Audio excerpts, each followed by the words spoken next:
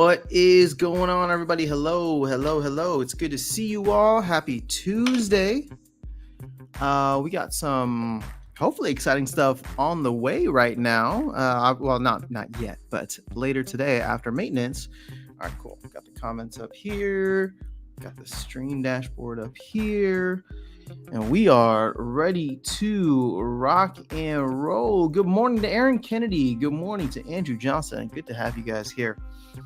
All right. So let's see. We saw a little bit of a slide on Bitcoin this morning.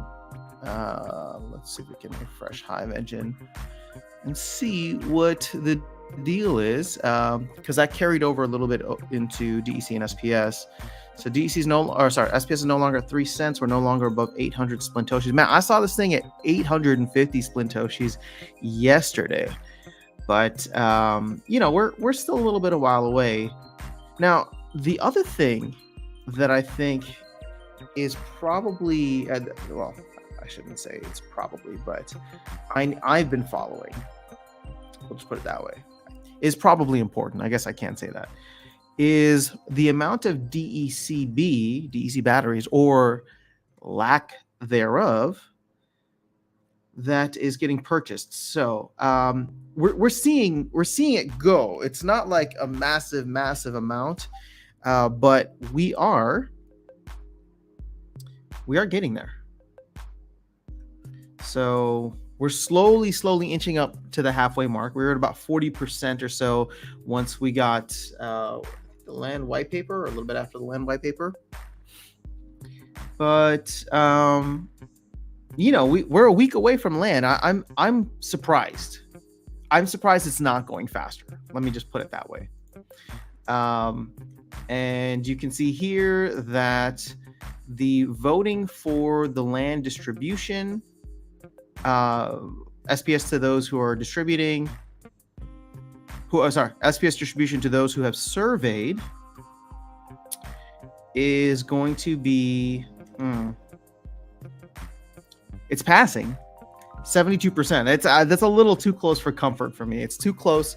We're only like 5% above where we need to be. But I want this to pass. I think it's important that it does pass. Again, if you disagree with it, I'm going to respect your vote, but I'm also going to ask why. All right. So Monster Veritas, Moriarty, Wolf SL, Cyberblock, like, why? I'm just curious. Bribro, well, I know Bribro is a large landholder. So, even Biz is voting against it. So, to me, I'd love to hear your reason why you're voting against it. That's all. But I think it's going to be super important as something to incentivize people to get on and start doing something with their land. And then hopefully we will start to get more and more stuff over the next couple of weeks here, over the next couple of sprints as we get into land phase 1.5. But obviously, first things first, we got to survey this bad boy. Now, I'm not on the map server right now, but should have some fun over there in a little bit. Although I will not be able to make it to the end of maintenance unless maintenance is super short. So I would say, because I gotta be somewhere at I gotta leave here at noon at the earliest. So yeah, this may not even hit a 2-hour stream, but you know me, when we're having fun, I lose track of time completely. So I should probably set a timer here just to make sure, so that I don't miss some other things that I got going on. But I will be live on Splinterlands TV tonight, so maybe we can mess around with the map server stuff there. Actually, yeah, that's what we're gonna do. And I'm not making any promises, but I wouldn't be surprised if Darkest Knight wants to hop in too. So I'll send him the invite. Okay, so let's catch up on the rest of the chat here. We got Virus. Good morning. Wibble wee. Virus is saying week 1 of post-Vruz unstaking started yesterday.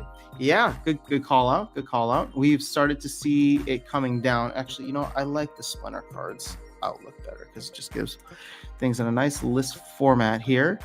So 551. Keep in mind, we were at like 550 when Vruz was staked. The highest I saw was 552, but clearly people are in the process of unstaking. So we're slowly jumping down. And I wouldn't be surprised if it continues to fall further. Although I think a lot of people, like a lot of stuff is just getting auto staked anyway. And unless there's a reason to unstake, and to me, like that reason would be, I don't know, SPS pumping a little bit, people might just leave it there. I don't know. But good call out, Virus. Military Dog, when can I claim Region 150, sir? I would guess after Region 149, my friend. So might be a little while to wait. Gregory Levenfield, hello. Dice12 is saying Mav land hype. Let's go. International Travel Channel, it's good to have you here. Thank you so much.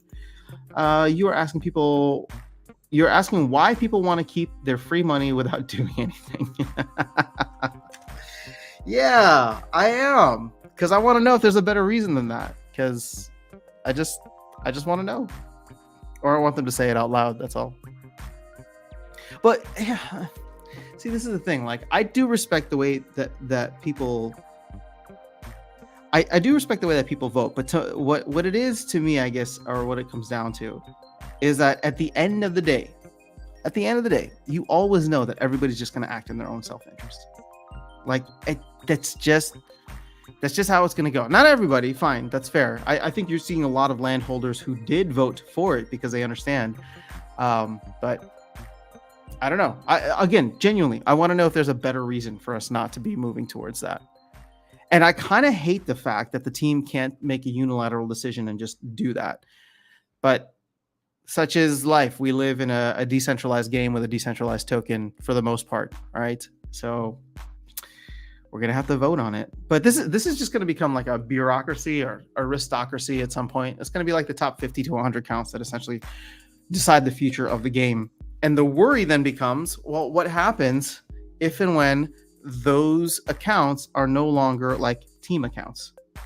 All right. So, and I'm not saying that the team is like, always going to do and say the right things, but I trust Aggie and Matt and Cryptomancer and a lot of other of the team members to want the best for the game, right? They have a vested interest. See, their self-interest also is in how well the game is doing from a company standpoint. So just all different kind of aligning incentives here. All right, were you expecting land in general to act differently than traditional card look? No. Are you talking about like with the surveying? No. I mean, at the end of the day, land is just going to be NFTs. I mean, it could have been something awesome, like bigger and better. Like it takes up your entire screen, and then you just pop up and see like the entire land plot, visual details. You see the birds like flying through, but we're not there yet. So it's going to be a little bit, and I'm not surprised they look like cards. Aman, good morning. Hello. So Virus is saying, if I had to guess, people want to be able to claim a certain area and have to wait to do that. So why should they be penalized for needing to wait? But if they do nothing, it won't move till 1.5.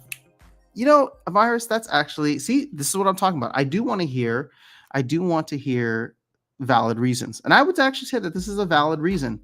But the team keeps on going on about how it doesn't matter. Although they've also said in the past that it does. Not from like a returns perspective, but like, oh, you're going to want to have land near such and such place that you heard about in the lore and all that. So, yeah, I don't know. That's a very good point, though. Thank you for bringing that up. But I am so happy that I claimed, because they just shut it down. I don't know if you saw the little notification yesterday, but they're shutting it down until surveying actually goes live. So I'm glad that I was able to hop into the big party. We got Area 51. There we go. Aaron Kennedy, Area 51 in the house. Let's go. I know. So I'm really happy about that. Good morning. Oh, good morning, Gather Magic. Good to have you here. We're okay. Oh, sorry. I got distracted because hopefully you guys will get a kick out of this. But I think I'm gonna start having some fun with the whole Area 51 theme on the channel. I'll just leave it at that. Not today, but hopefully on Thursday's stream we'll see. All right, convince my lady on Atlanta. I asked if she wanted to go to Atlanta. She said yes. It was a tough sell. I don't know if you're being sarcastic about it being a tough sell, but I've never been. Like I said, so I this is no commentary on Atlanta. I've just never been. I've never had a reason to go. But now I have a very good friend who lives there, and potentially a good kind of, it's not really a central point, but just a good spot in general for me to go check out, and then also to have a lot of the folks who are on this channel. So maybe a central spot for people on the channel who are on the East Coast or down in Florida that are interested in going. So, but you know what's going to be cool? All right, so it would be awesome. It would be so awesome if we were able to do this, this After Dark Fest in Atlanta, and it's like semi-successful, and it's like a good time. And I'm going in with very low expectations. I do want it to be fun, right? But I also want it to be chill and laid back. This is not going to be some like major thing like Splinterfest that the team puts on. They had like a full team of people like creating that. They worked with HyperX, and so for me, I just want to hang out with people. And it's just like, oh well, if it's a cool hangout and we have fun with it, then I don't know, maybe I'll convince Darkest Night to like go hang out on the West Coast like later on in the year. maybe I'll because I have to head to LA at some point for some music things. So like maybe I'll set it up around there. I'll be like, oh, I'll be in LA if anybody's out in LA, or I'll be in California, and we'll do something fun. So I don't know. But I'm hoping that we can make these types of things a regular thing if the first one is somewhat successful. So we'll go from there. All right, Venston, what's going on? Hello. Virus, I can't wait to see what land type dominates Area 51 so I can get a jump on grabbing some good workers. Yes, see, this is why I want to survey as quickly as possible. So I know Tales from the Crypt Answer has talked about doing like a group thing. We were talking about it on Sunday as well, Darkest Night and I. He wanted to convince me to do it. We would need 100 plots though, of which I have 3. The problem is I've been buying DECB, and it's like, okay, so if I run this thing, then everybody has to send me DEC, or well, you could send me DEC and or vouchers technically, and then I could buy the DECB with it if we're going to do it all together. But yeah, I don't know. Is there interest here? People have been asking, so I guess I'll put it out there again. We do have a full week to kind of organize this. So, Secret Pretoria is linked to Area 51. We have to research how to reverse engineer an alien spaceship. Aren't the Rift Watchers technically aliens? It's like magic and science fiction, fantasy and sci-fi that's happening in Splinterlands right now, which is kind of cool. Aaron say brother lives in Alabama, may need to swing through Atlanta. There you go. See, I don't know how close those are, but it's in the same general area of the U.S. Area 51 seems near river, so I think water monsters. But once surveyed, we'll know. Oh man, the Pellicors are gonna go crazy. Okay, let's do a little digging, shall we? A little speculation, a little checking out on the map, since we got to see what it looked like yesterday. All right, so Area 51. So maybe this whole thing here. What is this? What do you guys think this little brown patch is? Is that forest? That's probably trees. So we could have a little forest. We could have a little water. We could even have a little lake action going on, or even just some plains. Actually, I don't even know what the different land types are. And I've read that page 5 million times. Terrain preferences. Okay. We have Badlands, Bog, Caldera, Canyon, Desert, Forest, Hills, Jungle, Lake, Mountain, Plains, River, Swamp, and Tundra. Well, I don't think we're going to get... okay, so maybe we can rule out some things. I don't think we're going to get a swamp, hopefully, over in Area 51. But there's lake. There's river. So both of those. I'd say there's definitely forest. It doesn't seem like this is a desert, but then again, I don't know. Like this seems more desert-ish to me. So I would say it's more greenish in nature, which could probably be hills or plains. And then I don't know what a caldera is defined as. Doesn't seem like a canyon either.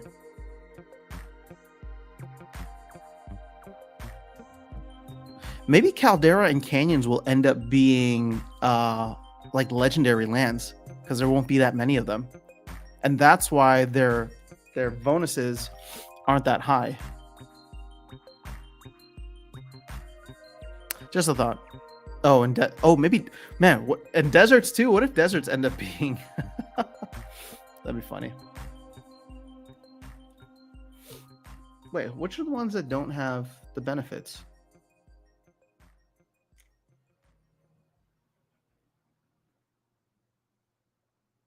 All right, whatever. I'm getting a little bit away from this. Tundra. So if we look at these 5. Oh, you said Canyon and Tundra are the ones without ones with bad boosts. Canyon. But you know what's interesting about Canyon and Tundra? Sorry, I have this open here. Let's look at it here. I don't know why I'm staring on a different screen. You know what? I'm gonna change the narrative right now on the Canyon and Tundra for you guys. Because check this out. So Canyon and Tundra are the ones with only plus 5% rather than the plus 10, but they are also without the negative 10 or without the negative 50. So my guess is that Canyons and Tundras will be potentially, or maybe that's not how rarity works. I don't know. But I don't think they're going to be as badly boosted. They just offer more versatility. Ooh. Let's go back to this. Non-dark mode is killing me. So, okay, we were looking at forest, life and earth is great. Hills, life is great. Lake, okay, so you got water and earth that are good for a lake. River, water and earth. And what was the last one? River, lake. Oh, plains. Plains is life. Yo, I should just be hooking it up with some water and life at this point. No, actually, I should be hooking up with water and earth, or just earth. Because out of river, lake, forest, that's 3 out of the 5 are earth, potentially. Okay. All right, we'll stop with that now. I think the group survey could be done like the declaim, just everyone at the same time, then report out on stream. I don't think that's how it works, but I would, if it does, that'd be awesome. That's less risk all around. What's the purpose of SPS chain? I just realized that the vouchers I get are from my nodes are on the chain, and I have to then move it to Hive or in-game. Why not default in-game? I don't know why it's not default in-game, but vouchers, man, out of all the tokens in this ecosystem, vouchers have actually become the first and only, as of now, decentralized token. So the SPS chain exists there to help decentralize certain aspects of the well, not really the game. It's going to help decentralize vouchers, SPS, and node license tokens. So vouchers are the only ones that are decentralized right now. We need to get SPS on there. But the purpose of the SPS chain is to essentially remove. This is a great question, because like I know the answer, but I'm having trouble like verbalizing it. The SPS chain is going to be integral to decentralizing the entire game, I think. Like at some point you'll want the entire game decentralized, and so therefore you would want it to exist operating on its own chain rather than being reliant on Hive. What's great about having your own second layer chain is the fact that then you can bridge that or even place it on top of other chains too. So right now, well, actually, bridge is the wrong word. So as of now, like we can bridge the game to Ethereum and to Binance from like a token perspective, but we can't bring like that whole layer of them on top. And obviously that layer is going to grow over time. Now, the reason why it's important that SPS be as decentralized as possible is because if, for example, the U.S. government wants to crack down in terms of regulation on crypto as like a security or whatever the case is, they could go after Splinterlands, the company, which is a US-based company. But even though Splinterlands started the token, right? Like the token was launched as part of like this game.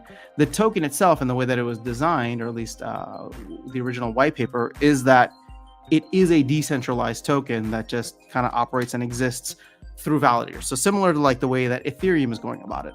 So when you look at something like Ethereum, is Ethereum decentralized?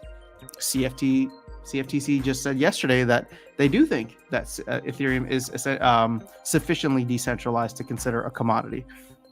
Whether you agree with that or not, we'll see. But that's where Splinterlands is trying to go with its tokens, mainly SPS and vouchers and node license tokens. DEC, on the other hand, DEC is something that will never be decentralized, unfortunately, or fortunately. I don't know. And take all this with a grain of salt, guys. I'm still learning a lot of this stuff, but it's fascinating to me. But DEC is something that has been issued by the team. The team makes decisions on its monetary policy, and it's not like we can make proposals and stuff to change DEC. Granted, we have, but DEC itself, like for example, it's still paid out on like leaderboards and stuff. But then again, so is SPS. But that was part of like the white paper.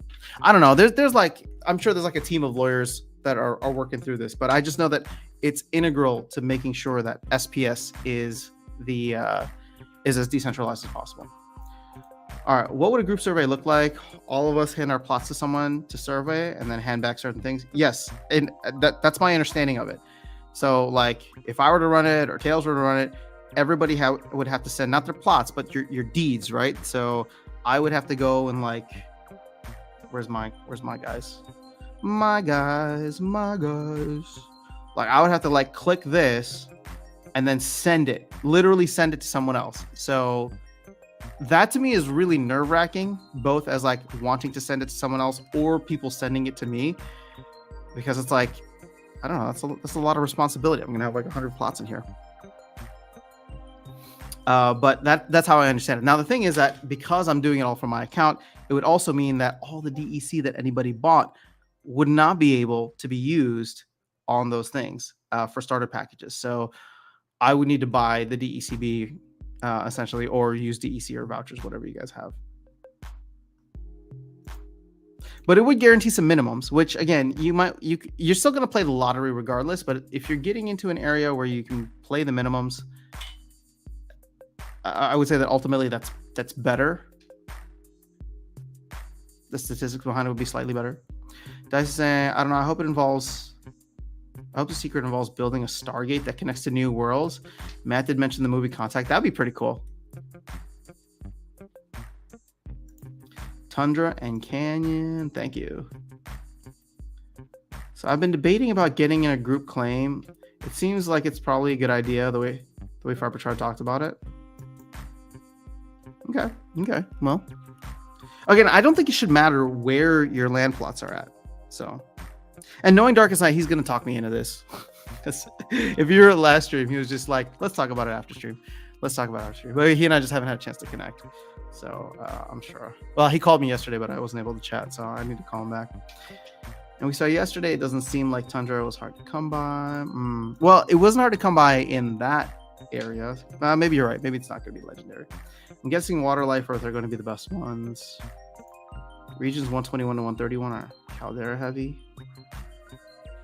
Snatched up fast. I will end up with 5 plots in 5 different regions. We will see how that goes. Man, well, you're not playing the game the way that Matt was suggesting, but I hope it turns out well for you. So gathering, what's going to be tough for you now is that if you ever want to transfer resources in the future, you're going to be paying those absurd fees to transfer them back and forth. Now, right now, the only thing is grain, right? So it shouldn't affect you too much, but it's like, if you want to mine for grain on one side, you can't just send it over. You'll need to like go and sell your extra and then buy it on the market, but then you're taking a 10% hit. And this is just grain. Just imagine what happens once there's like 40 resources out there and it's just like, oh, well, I need wood to build a building and I have wood on like one region, but not the others. You'd have to go and buy it off whatever the market price is. So that's why, like, for me, I'm like set on Area 51 now. And I know that's like, because I say that, let's hope people don't like price gouge, but when you're saying, I think DEC are not going to be burned much in phase 1.5. Upgrading land buildings might be huge for DEC burning after phase 2. Interesting, Winter Yard. Well, the good news here, let's go to top holders, and I'll probably make a video about this later today once I get a chance.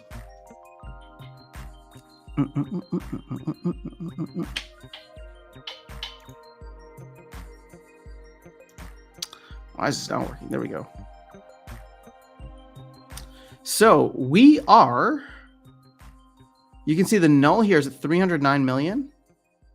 And the total balance, which includes the null for some silly reason, is 6.324 billion. So we are actually about 15 million DEC away from the from being under under 6 billion, which I don't know when the last time we were under 6 billion was, but that's actually a little crazy to me.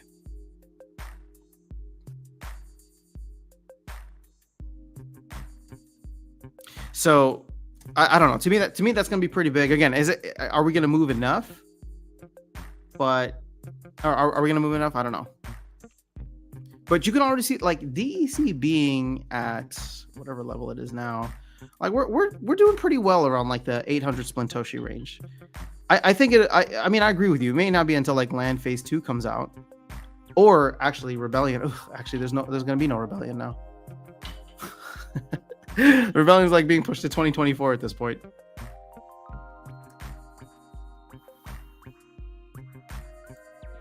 Rift Summoner, what's going on? Hello. Damn, I want to play land as well, but don't have the funds for it. Even just one plot. I would wait, Rift Summoner. I genuinely think. Well, actually, I don't know. I feel as though once land plots start to tumble a little bit, there might be some opportunities to jump in. You're not gonna be able to, get awesome ones for cheap.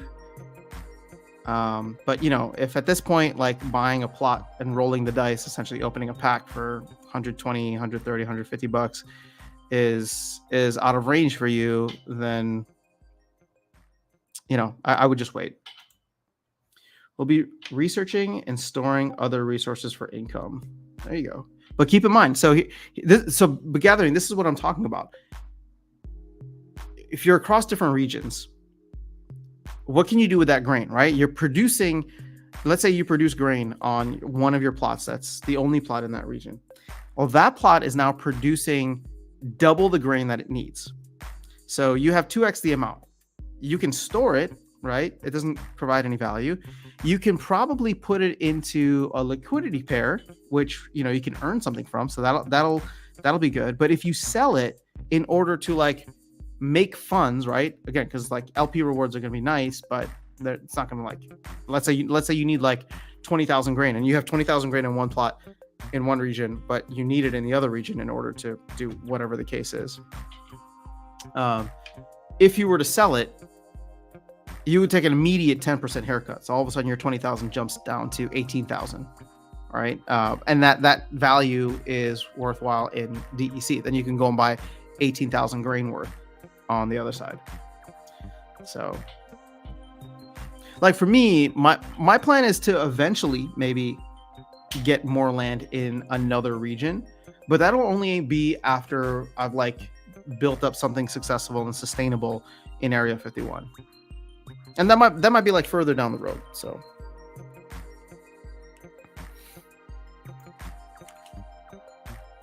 you could transport it too, but yeah.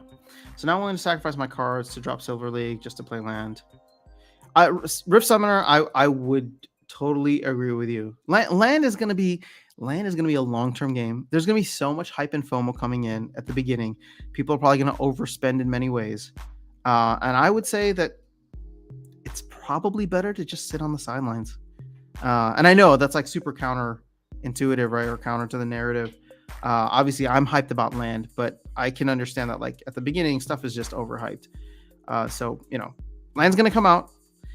People are going to laugh at it the way that they laughed at Axie Land. They're already laughing at it, right? And so when you get those people who are inevitably like, this sucks, this is just DeFi, I don't really care, I'm going to sell my land plot, I'm going to at least get something for it, that's when you go in. But be careful, because that's probably when I'll be going into. So you have to be fast. I was a little upset to see so little randomness in the track claim on the town hall. 85%. The same type seems dull. Previously, the team were at pains to tell us there was more randomness. Guys, it's a map though. Like, how can you accept like a tract of land to have like a small bog next to a small plains next to a small?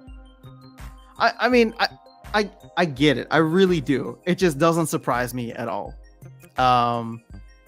They're trying to emulate real world as much as possible, and in like a tract of land, of which there are 1,500 tracts of land, right? There's 1,500 of these things around the entire map. Like, each one of them is not going to have a well diversified area, right? They're all like, I mean, look at the map. It's not like there's like one tree here and like next to a very small river that only runs for like a mile. I don't know. I mean, it's funny because somebody came up with the same comment on the YouTube video, and I was just like, 85% is new information, but it's not. I'm just not surprised by it. And Matt from the beginning was saying you are going to want to specialize. Now, will you have to? No. Do you want to personally? Probably not. I think everybody wants a little piece of everything. But is it going to be the most efficient? Well, now you're fighting the logic of the game creator, right? Matt is doing everything in his power to make it so that you are more efficient being a specialist than being somebody who's diversified. But we all like variety, right? Variety is the spice of life. So now you have to fight your nature versus what the game creator is telling you that he's doing. And so I'm just saying, you gotta accept reality. It's fine if you want to have a bunch, but just know that you'll always be fighting against what Matt is trying to accomplish. And we live in a decentralized game world, where you could throw up a what's that called? A proposal and see how it goes. But somebody did that with the summoners, and that didn't go very well. Now it looks like it may be better to wait for plots in the eastern region, which will have different land types to the west. It's not a bad idea. What happened in the town hall was too busy to watch it. Oh, Alex, you are in luck, because I make a video specifically about that. You should go check that one out. Because there's just too much. If you had a specific question about the town hall, I'd be happy to dig into it, but I'm not going to do a second recap on it now. Can you buy building in a box, time crystals, and the temp tokens after you survey? I believe not. So that's going to be the big question if you want to wait it out. Sorry, catching up on video, head step out. If we were to group survey with the claim number.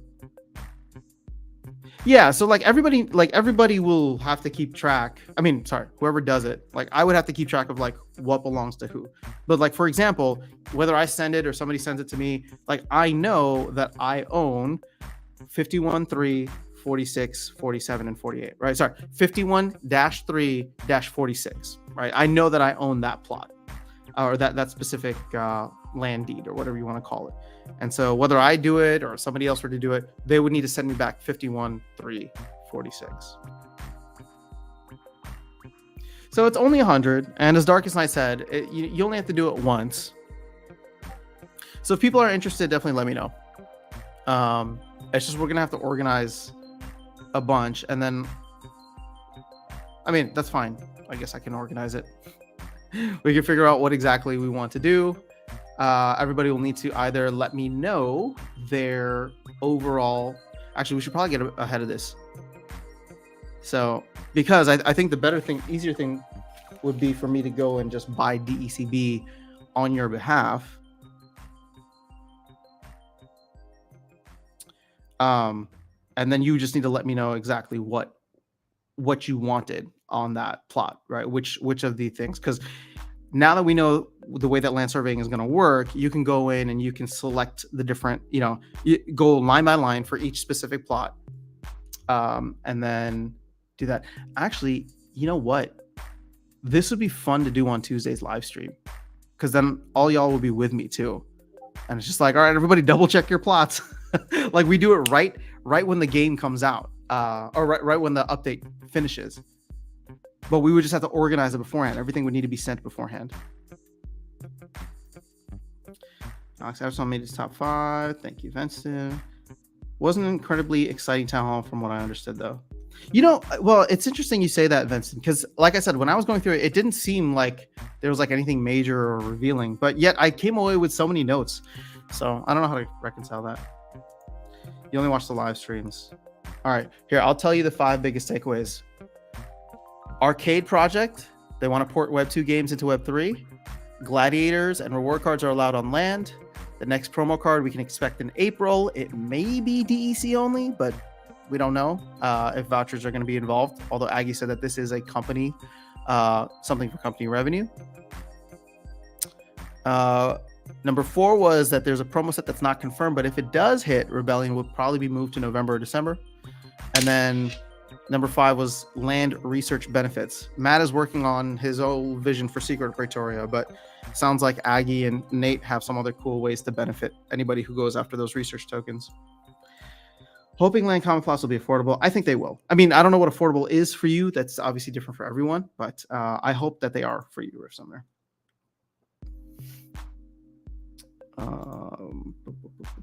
Not producing grain on some of my plots, storing others for income. Nice. You need grain for you guys to work, so you'll have to either take the transportation hit or buy it. Yeah, if your plots are on the same region. Time crystals, let's go. Don't think you have to have workers active if you're storing someone else's resources. I don't know what that means, Gathering. Don't think you have to have workers active if you are storing someone else's resources. I think you're talking about phase 2 stuff.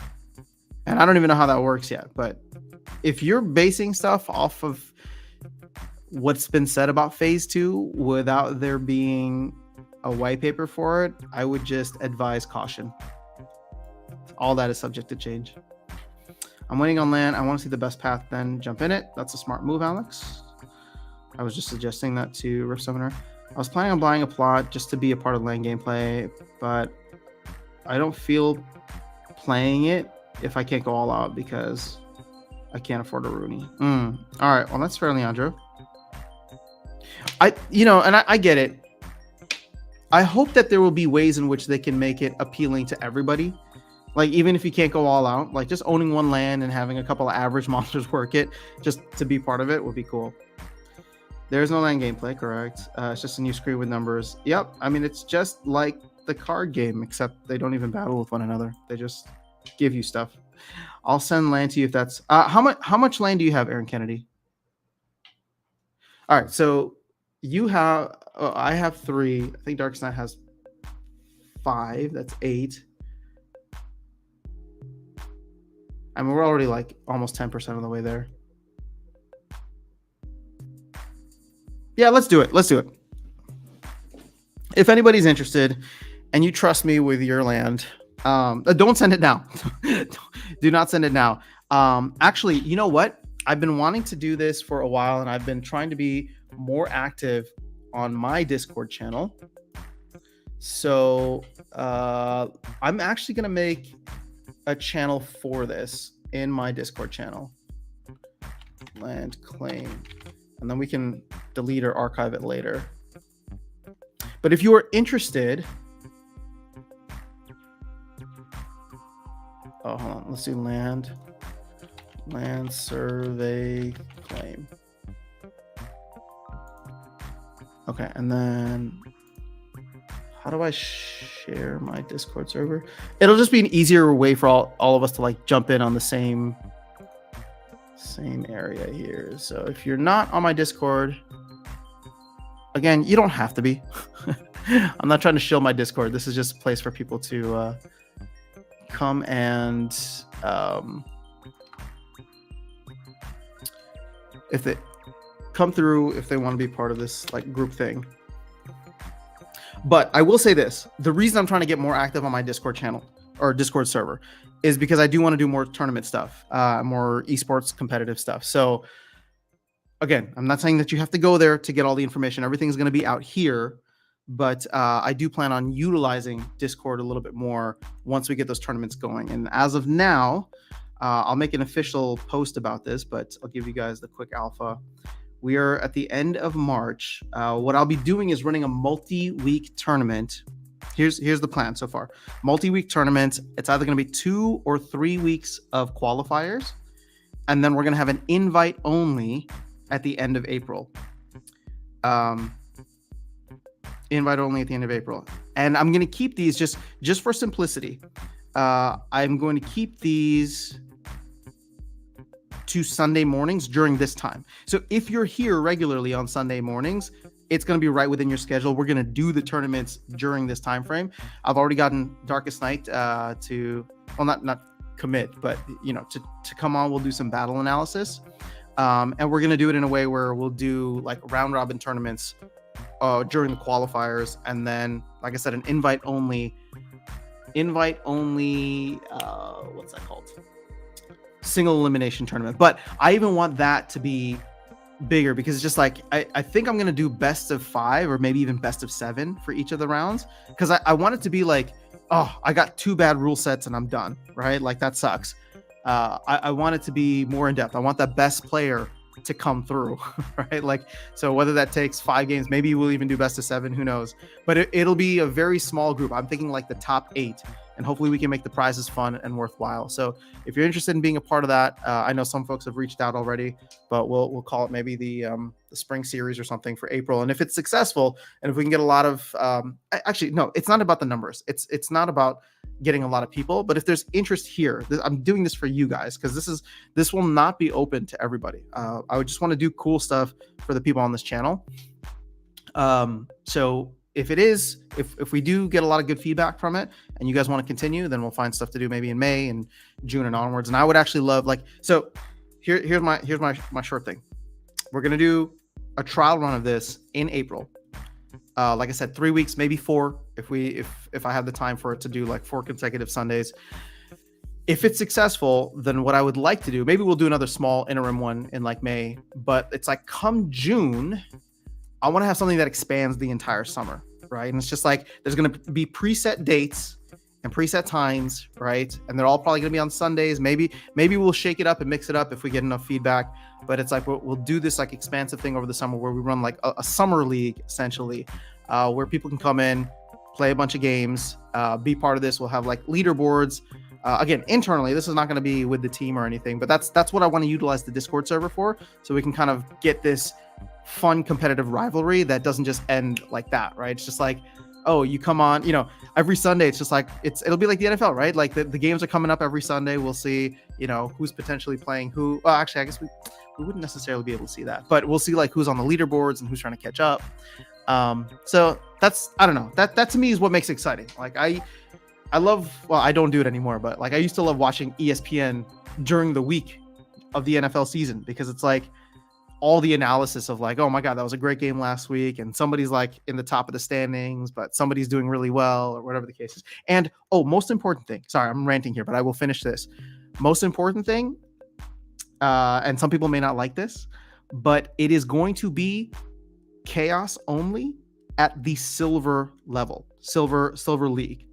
I want it to be as open as possible to everyone. I don't want it to be, trust me, I love high level competition, and I've been playing in Diamond Plus now for the last couple of seasons. But I want it to be accessible for everybody that doesn't have like a max diamond deck. So maybe we're not going to get the top tier players who don't like playing in silver, but hopefully we get a bunch of other people that may be checking out the game or are, whatever the case is, new players that are coming in. Like silver, to me, getting a competitive silver deck is much more attainable, right, than obviously a max level deck. So those are my random thoughts. This is what I'm planning to do. Again, nothing is set in stone yet nothing is set in stone except for the fact that I'm going to plan something initially for April, see how it goes, and then we're going to move forward with that in the summer if it goes well and people are interested. I don't need you to send me anything. I think he's talking to me. I played a lot of games that were basically that. I think it's in the beginning. I have 60k DCB for both my plots, but DCB is soulbound. I won't be able to transfer it. Yeah, see, that's the problem I'm on, is because everybody's been grabbing it. So grabbing DECB. So I don't know.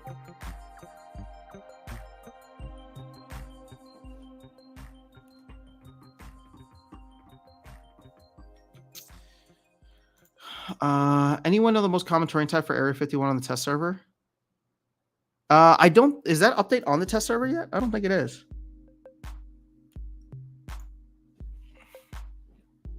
Winter Yard. They only showed how to survey lands and buy starter packages. And I want to see how to stake cards in DC. I don't think that stuff is ready yet.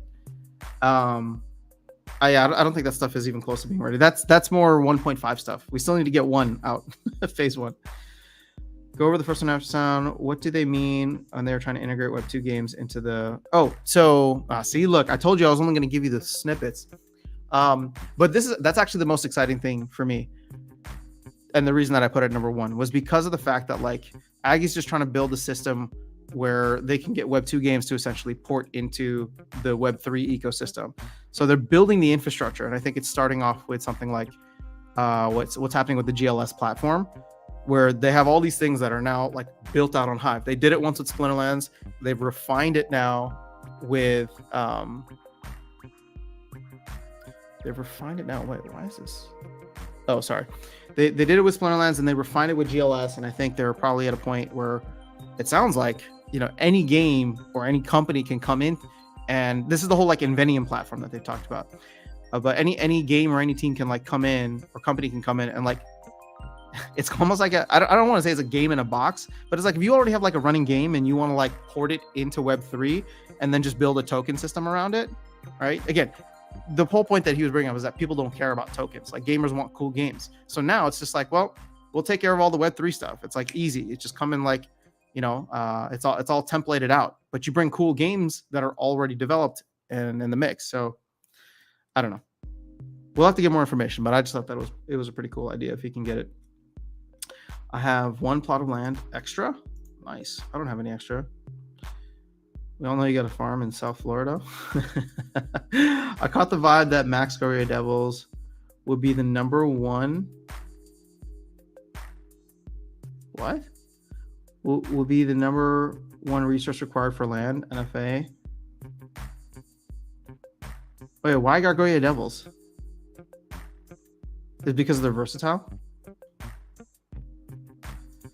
Again, keeps and castles gather tax. So isn't that a problem for those with attract a region?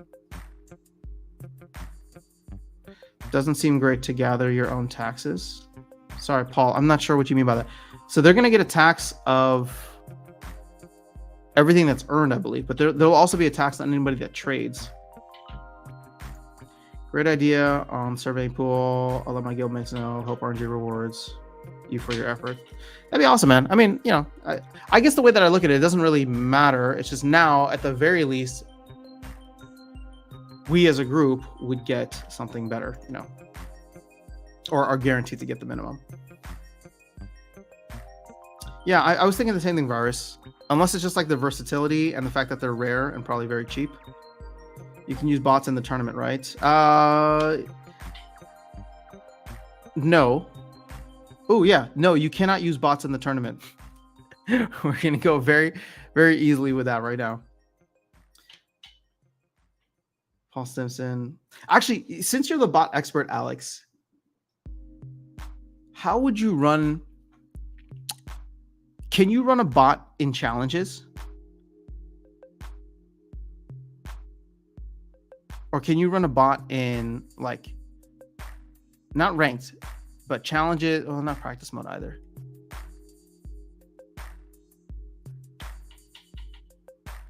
I guess a bot can be run in anything if people really try, but, you know. It could be 0 loss, 0 gain thing. If I have to pay taxes to do a keep, I lose all after that. Yep. Arena are flexible, go anywhere, but I agree to use monsters. If you can get the monsters with the bonuses. Right now, there's a very slight difference between all of the monsters on the market. Oh,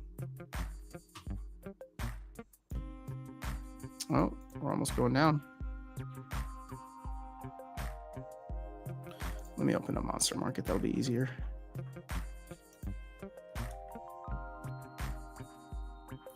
So these prices are turning down again, but let's say you wanted to go for a rare card.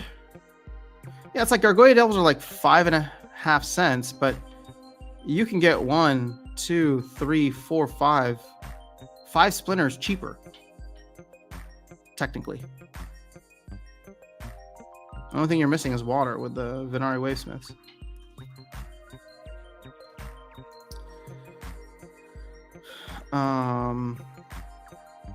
Just trying to get some FOMO going on my cards. I hope playing it. Is anyone else having an issue claiming their land deeds? Me and my bro were trying all day and nothing happened. Oh, they turned it off, Pascal. Check the main announcements or official announcements. They turned it off until next week. I feel like Splinterlands land should be somewhat like the game Travion. Hold on, what is going on here? Oh, never mind. In future dungeons raids. Yes, there's some. If you have those plots, y'all talking to each other. Like stake 5 or 6 monsters to work, an infinite amount of monsters to fight bosses done. Oh, that'd be cool. I really hope they do the infinite monster sync because Aggie teased that, and once again, it's like then this last one he said we'll see what makes it on the cutting room floor. So, you know, if it doesn't get added in,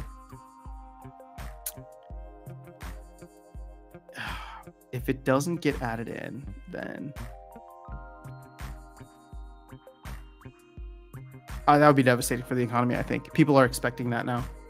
You know what would be better than infinite monster staking though? Oh my gosh, guys, there should be a sacrificial altar building where you burn monster cards, right?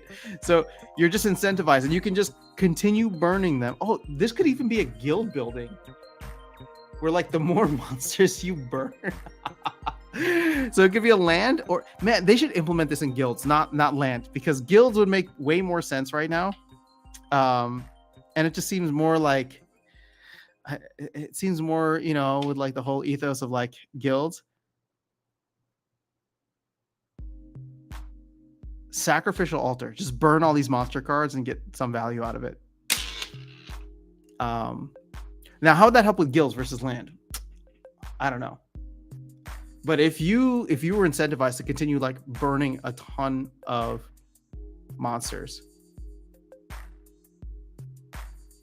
I don't know, that could be awesome. Like anytime they go like near or around their burn rate or whatever, like we wouldn't have had the problem of like reward cards just going like sub 1 penny. Okay. All right. I like this idea. Watching ESPN live during the week, bro. What do you do for a living? I don't play video games. I make music. Pascal, there was an announcement that dead claims are stopped. Yes, thank you for letting him know. Recently, my wife's game won't let her fight battles, rent cards, games royals. We both use Firefox, and my game works fine. Hive issue? Yeah, I don't know what the deal is actually with that. Check in on the Discord channel support team. I was replacing a dock the other week and notification came through about you starting a stream. Oh, well, now you know what I do. What is the price of a Rooney? I don't know, actually. I haven't checked in a while. I think it's kind of like normalized out, right? So OpenSea Rooney.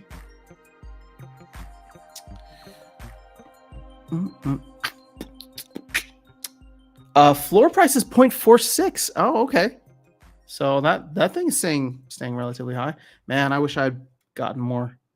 You know what's funny is I got I got the 2 extra Rudy so that I could flip them, and now it's like, well, now I'm gonna keep them, of course, for land. When really, I got them for 0.19 ETH. I should flip them for more than a 2x right now. So regular people are going to have to put games out on Hive platform. Maybe if they want to. Was that thing he's talking about with Unity and the other town hall? Maybe. I don't remember that conversation. Oh, it sounds like it's a Firefox issue. That'd be lit. You finally be able to make a game.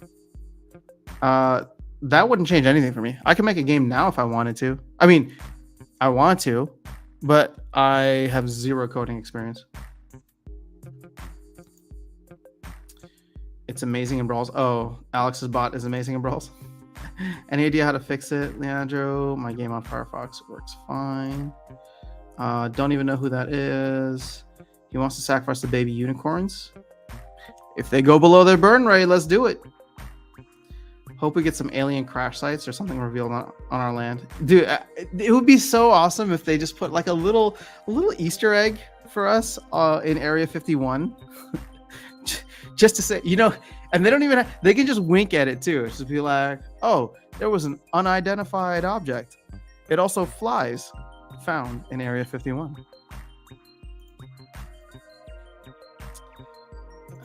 Bro, monsters for crown merits. Oh, that would get out of hand real fast.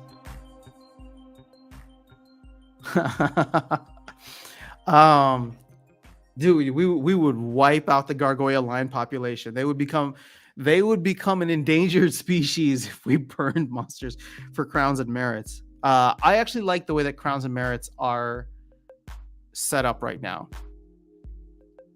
It would have to be something else, but again, it's the problem when you get into like infinite is that there's always going to be some kind of potential exploit there. That's kind of why I like the way that he was looking at it from like a hash power perspective, right? Like, and when you think about this from like a DEC perspective, like, I mean, you could have like the sacrificial altar be part of the arenas, where it's just like the more monsters you burn on your land, the more SPS you get, right? Sorry, that's not the more SPS you get, but the more monsters you burn, the more your like total like productivity is in relation to everyone's productivity. So it's kind of like staking now, right? Where we're staking SPS, and then obviously there's not an unlimited amount of SPS, but even if there was an unlimited amount of SPS that was coming out at regular intervals, it wouldn't really matter because we're just staking whatever's out there right now. Oh, I like this a lot. We need to burn some monsters. Sorry, sacrifice. Thanks, Benson and Ashsound, for the answer. With Unity, you don't need to know how to code. A monolith on Area 51 land. That'd be pretty cool. Bye-bye, Venari Heatsmith. We'd lose the Heatsmiths. We'd lose the Gargoyle Lions. I don't know. Like, is there something wrong? Is this a bad idea? Please rip it apart if that is. Did I check Stella Fantasy? I have not. What is that, Rip Sumner? UPT would own the game if Max Gargoyle Lion burned. Well, he'd definitely be sitting on the gold mine, that's for sure. They have, I forgot what it's like. Forgot how it works, but basically you don't need to. Yeah, I've seen a lot of Unity stuff in action for VR stuff, and I was actually surprised at how simple they made it. And I remember chatting with someone who was like, man, if I could invest in Unity, I would do it. But that was many years ago, so I'm sure it's gotten even better now.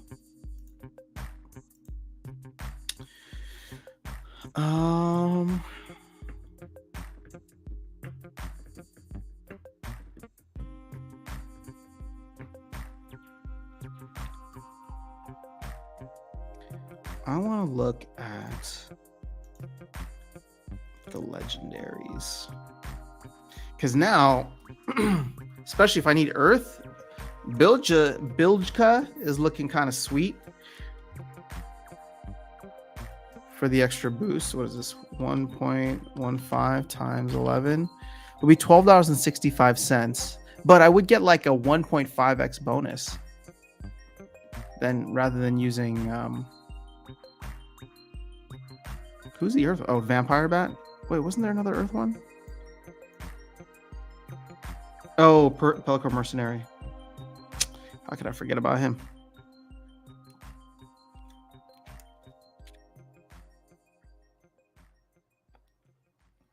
There's not many choices from Epic, are there? Like, there's no Earth Epics. 2, 3, 4. Isn't that fascinating? There's no Earth Epic. Is that the only one that's missing? 1, 2, 3, 4, 5, 6. Yeah.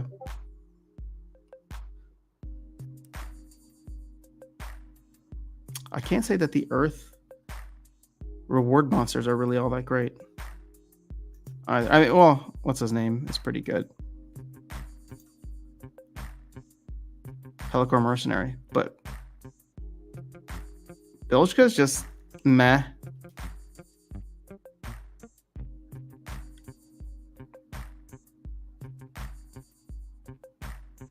Do people use Benari Seedsmith a lot? I'll use him here and there, but I don't seek him out. But I don't have Fernheart either, so. Baal was the god our ancestors used to sacrifice people to. Christianity came out as the first religion to say sacrificing children and people are wrong. The more you know. I would say Christianity is probably the only recorded religion that said sacrificing children and people are wrong.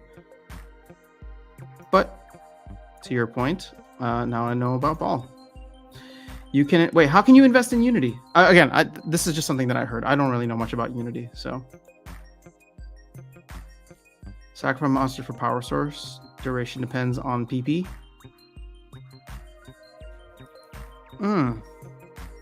It would have to be something completely separate within the game, but could be interesting. I'm in top 50 for wild silver leaderboards. Should I go for leaderboards or move up and get? Oh, that's a tough one, Aman. I don't know how silver chests are. I would say gold are just okay. But obviously they're probably better than silver in some ways. Good morning, Ryan. On your drive to work. Have a good day. Have you checked out the PP filter and Peak Monsters? Show you cost for PP and you can choose splitters. I have not. Thank you, Virus. Did not know that was there. Let's go check out some PP, huh? Filters.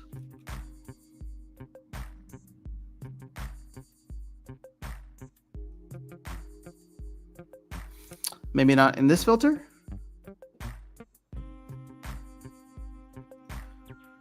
Maybe I'm looking in the wrong spot. Oh, click compare. There we go.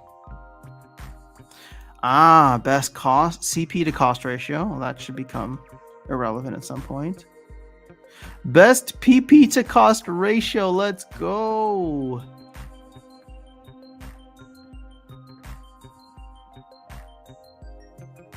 Wow, it is a lot of these rare cards. Check that out.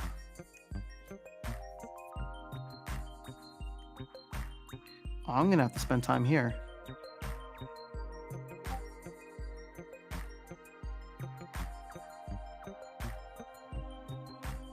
Oh, yeah, all those vampiric blossoms are probably going to disappear too. I want the most PP for my buck. So we'll see. But I already have a lot of cards. So I'm going to have to see what I have. I'm going to need to see what I need, what I have, and then how much things will cost beyond that. Oh, you do use Seedsmith often. Soulbound reward cards being able to be used online is kind of a big deal. I know. I don't like it. Not a fan. Ticker symbol U. Oh, when did they become a publicly traded company?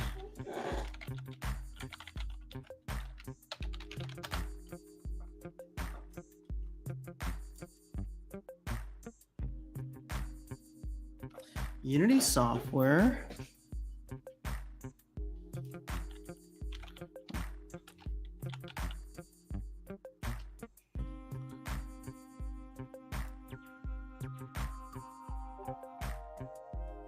Oh, they went public. Oh, so they announced it in 2020. The company completed its IPO on September 17th of 2020. Fascinating. Okay. These were conversations I was having, or that happened in 2016 and 2017. So, wow. Cool, man. Thank you. Where is Darkest Night? He's probably busy doing awesome things. He usually doesn't come on Tuesdays. He's just here on Sundays. Thank you, Gregory and Keiki Forever. I had no idea. So I was super into VR. I was running a podcast back in 2016 through probably up through like the pandemic-ish times. And then things just got a little crazy, which was odd because like it should have been like the pandemic should have been even more so a reason to like dig deeper into VR. But I think it was just end of the world and life stuff that came up for both myself and the co-host. And it's still technically there. We've done a couple episodes here and there, but when the Vive came out and then the Rift, the Vive, it's awesome stuff, man. What cards would you be using, regular or gold, and which rarity? I'm honestly just gonna go for the cheapest thing. I'm not trying to like make giant investments into land. Rick, thank you for the kind words. You think my PP is big enough? I know, but everybody still always wants a bigger PP. There's gonna be so much PP in Area 51. 51 is a desert. Oh, I told you I was gonna get common deserts. Aaron say you had mentioned about MPE being talked about on Town Hall yesterday, but didn't hear too much about it. Virus is congratulating you on the new role. So is Aaron. You know what's funny? I posted the video, but weirdly, you might get a kick out of this, but I posted like my 5 biggest takeaways yesterday. And one of the comments on there from somebody who's like a regular, he should probably win like the gold sticker for most thoughtful comments. But he came through and he's like, you totally missed the biggest takeaway. It's the fact that Weird has like a new role or has like more responsibility. And I thought to myself, I'm like, because I haven't responded to him, I'm just like, oh, I didn't know, like, I didn't want to make a comment on it, but yeah, I don't know. Is it going to be like officially announced in any capacity, or was that it?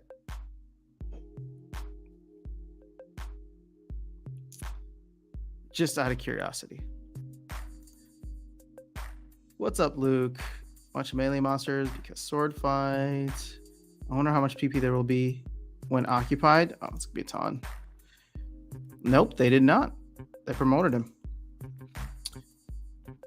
What if Secret Pretoria has to do something with Area 51 since movie contact? It'd be awesome. I mean, we are in the perfect region for it.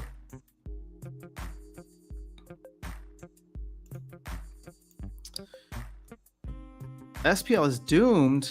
Oh, you better sell all your stuff, Alex. I'll buy it from you for 10 cents on the dollar. Come on. Give me the hookup. Let me save you from this sinking ship. Alien boss fights in Area 51. That'd be awesome. That is the most we need to dwell on it. Too much to do in the meantime. Okay, fair. Because whatever. I'm not gonna say anything. But congratulations, man. I've congratulated you already, and I think that this is going to be really exciting, and I'm glad other people are noticing too now. So, very, very cool.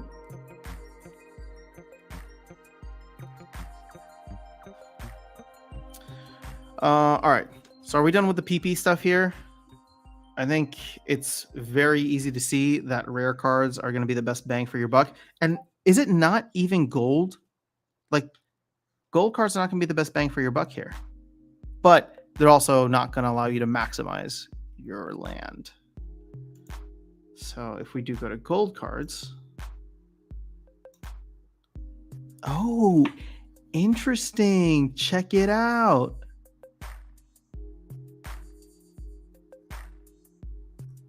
Now you got some Chaos Legion cards in here.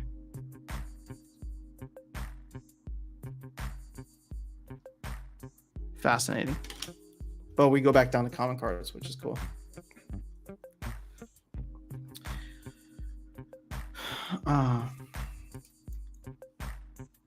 Venston Fulf.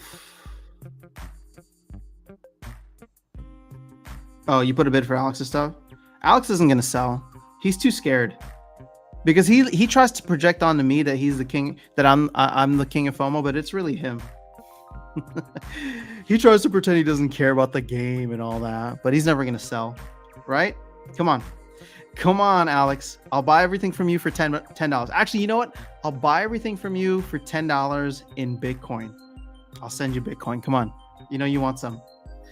Splinterlands is maintenance. Splinter Forge time. There you go. Congrats, Weirdbeard. Those market bots are a pain. I hate them when they're... Are you talking about on Hive Engine? Oh, I guess so. But aliens didn't land in Area 51. That's where we experimented on them, Soro.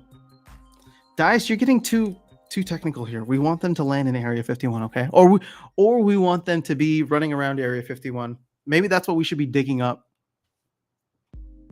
Man, can you imagine if like the castle in Region 51 just looked like some kind of military base when you unveiled it? Some secret hidden military base that's like fused into a gigantic rock in the desert.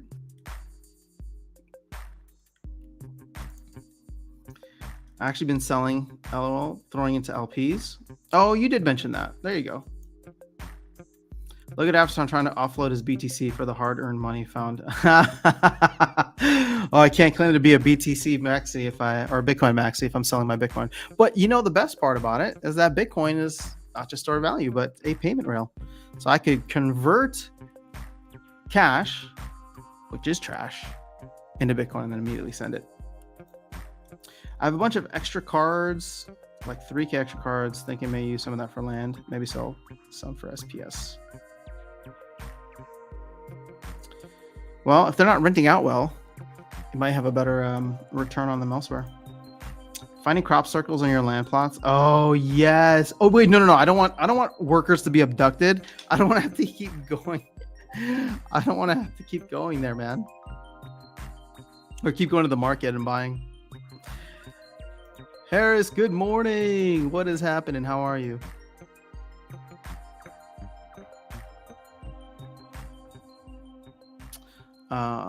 Not cash is trash. That sounds like almost a sentence, Alex. Wait, how can you be a Bitcoin maxi if you're also investing in other things like Splinterlands? I say it somewhat tongue-in-cheek, but to me, Splinterlands is a game. I'm a Bitcoin maxi because I believe in what Bitcoin is and will eventually be in the future. I actually think that all of these things that are built out on blockchain rails will eventually consolidate to Bitcoin. Now, there's a chance it could consolidate to something like ETH, and I don't hate ETH, but I just think eventually all the rails are going to be built on Bitcoin. We're just very, very early. In fact, I'm in talks with, actually, I need to have that conversation sometime this week. But somebody reached out to me about finding a way to like bridge this game with Bitcoin, and I thought that was an interesting conversation to have. So we'll see what they say. And here's the thing. It was a bigger issue, and it's not clean, and a lot of Bitcoiners don't like it, but there are now NFTs on Bitcoin. So again, I'm not saying it's going to be perfect. I'm not saying that it's going to be here soon, but the rails are being built. Lightning is already awesome. If you're not using the Lightning Network, anybody who complains about like transaction speed, transaction fees, just try Lightning. It's a layer 2 built on Bitcoin, and so far I've had zero issues with it. It's actually been awesome.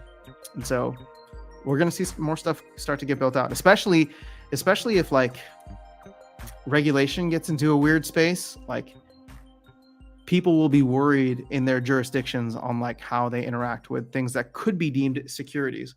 But you know, the US and I think many other governments around the world are already looking at Bitcoin as sufficiently decentralized and as a commodity. If there are crop circles, do we listen to Led Zeppelin? Yeah, we could. Can we know exactly?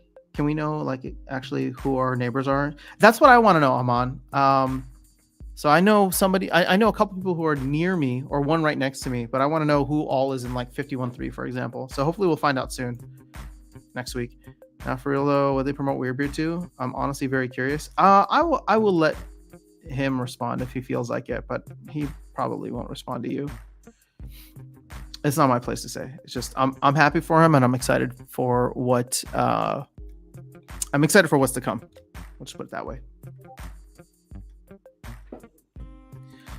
All right. So how about rewards for guild members for brawls who do well, like clean sweeps? I mean, that's something that your guild could give you, unless you want that built into the game. Can surveying happen on a tract where all 100 plots are not claimed yet? If so, isn't that a problem? That's a good question. I think the answer is yes to both. It can happen, and there could be potential problems, but I'm not sure what those potential problems would be. Just that it's a whole like you don't know what you don't know. I know there's a lot of people who are like, and Dwayne brought this up on that land claim stream with Guac and Keys.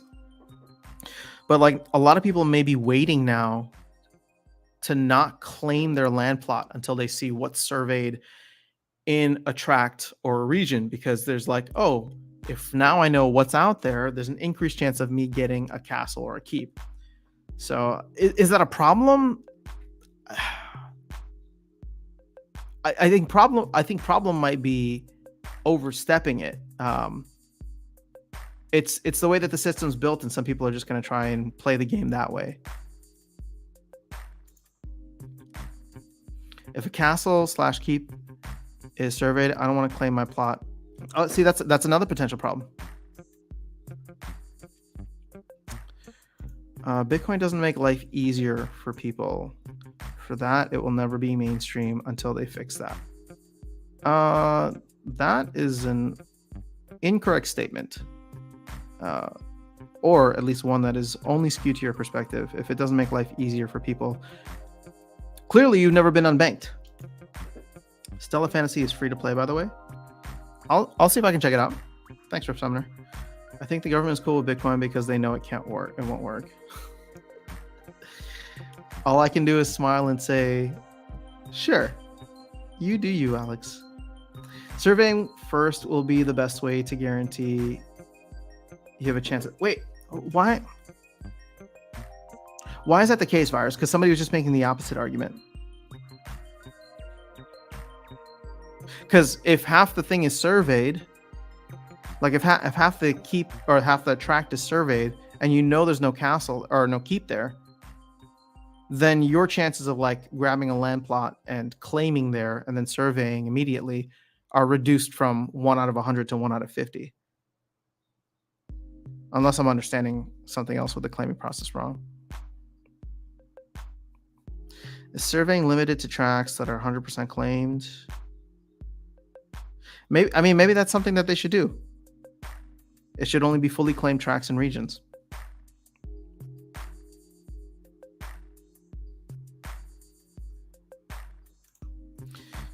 Yeah, but if half is surveyed and the keep is taken, you know 100% you won't get it. True, and I think that's what KQ Forever is saying, like people are waiting on claiming their plots, and that might actually slow down the process even more, because it's like, well, I don't want to buy and claim a plot in some place where I know I'm not going to get a castle or a keep. Oh, you're saying for people who've already claimed. Yeah, you're right. Okay, fine, I can buy that. Start with 100 with each passing opening. The odds increase if castle / keep is found. I will not open my plot and wait for the next available tract. Interesting. Well, this thing is going to get gamified. Again, is it a problem? Is it an exploit? I think both of those terms are too harsh. It's just the way that the system is designed, which is kind of why it goes back to what KQ Forever was saying. We should pass the proposal. There should be an incentive for claiming earlier or for surveying earlier. And it's like, if you want to play the game where you don't, you're going to wait it out, then you're not going to be earning the rewards in the meantime. You know what would be awesome, though, is it'd be awesome if we could start earning like research tokens, or not just SPS, but like the research tokens or grain, actually start like working our land right away. Because then it's like, oh, they're not just missing out on like the SPS airdrops, but they're missing out on actually participating in a bunch of things. But it's just not how it's set up right now. Stella Fantasy is a Genshin clone, by the way. I have never played Genshin, but it's a really good quality gacha game. I sent you a YouTube link. Okay. Thank you so much. I will give it a look.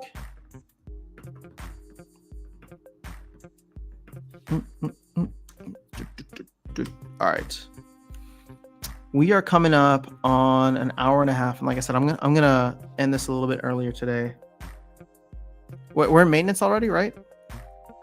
Let me say we're in maintenance. All right, cool. Let me see if we can fight. Die, die, die, die, die. Oh yeah, destroyed.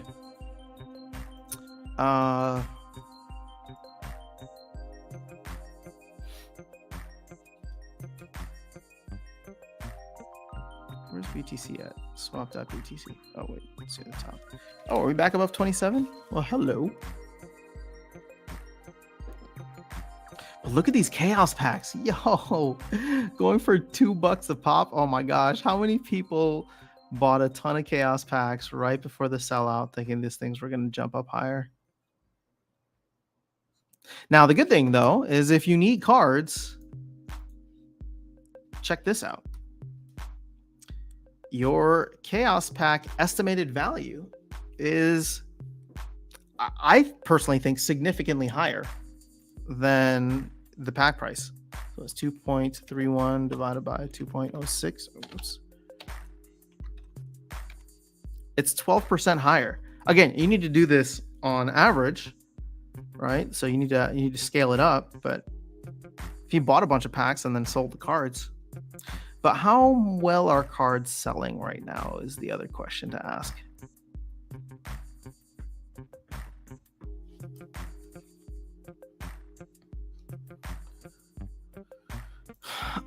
Do we know the minimums? What the minimums were? They said for surveying 100 plots. Did they say guarantee a castle or a keep on? We can go look at that page. I honestly don't remember. 75% common, 20% rare, 4% epic, and 1% legendary. And then 85% natural, 12% magical, 3% occupied.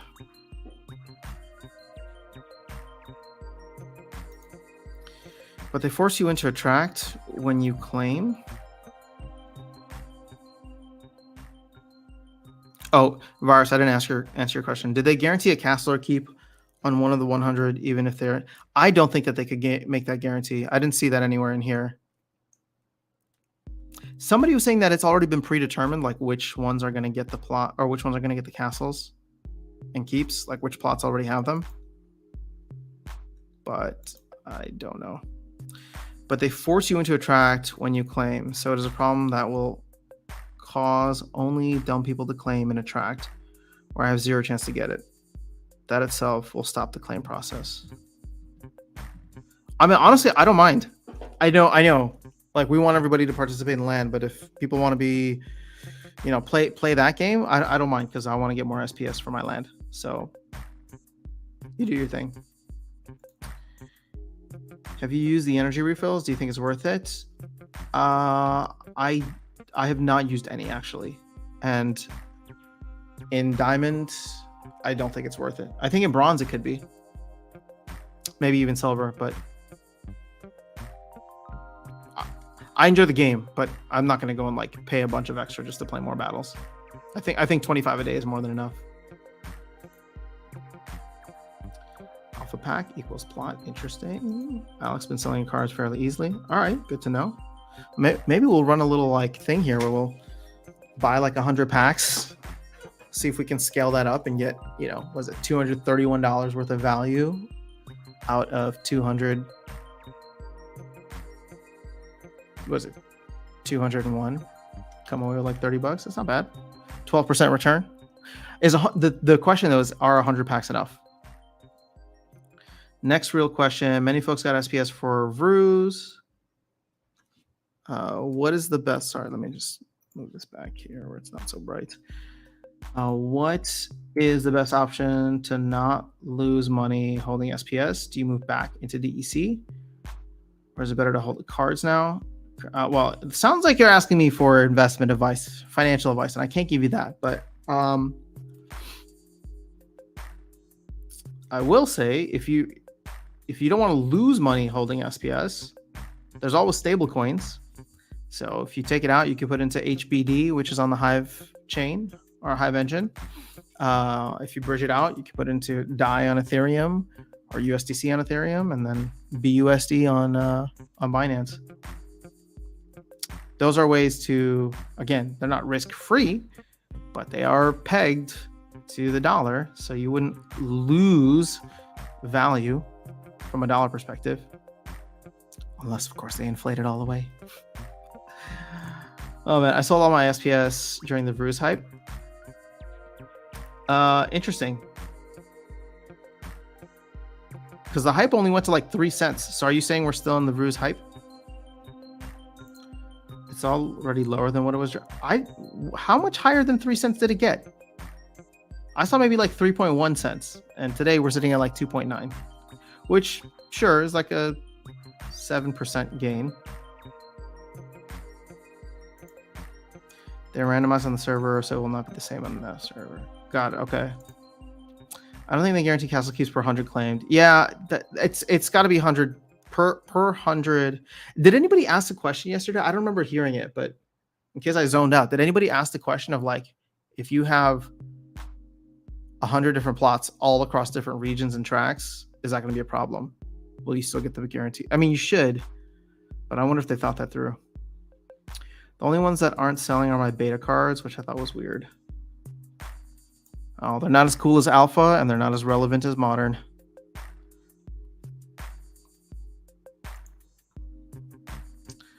My bot's going to love playing 74 games a day once I get down to silver level price.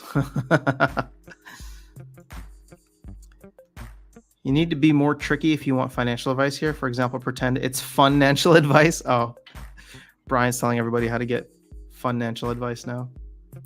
A bird in the hand is worth 2 in the bush after sound. I would expect an economy major to know that. Did I say anything that was against that? Because I don't think I said anything that's against that.